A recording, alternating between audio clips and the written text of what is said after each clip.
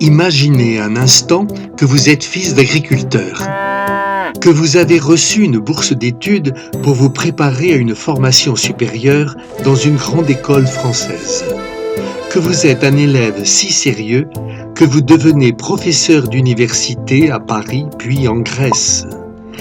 Imaginez encore que vous abandonnez tout cela pour créer une grande école dans un pays nouveau encore en formation. C'est précisément ce que fit le professeur Gorsex. Il abandonna sa brillante carrière en Europe pour fonder la plus prestigieuse école d'ingénieurs du Brésil, à la demande de l'empereur Dom Pedro II. À Ouro Preto, son investissement dans ce travail fut tel qu'il se plaisait à dire que l'État de Minas Gerais était un cœur d'or dans une poitrine de fer.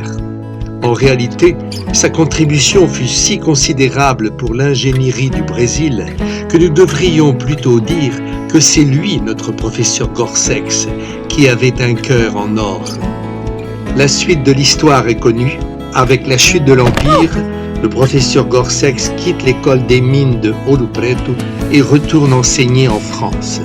Il y mourra en 1919.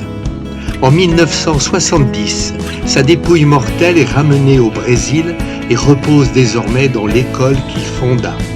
Merci, professeur Gorsex.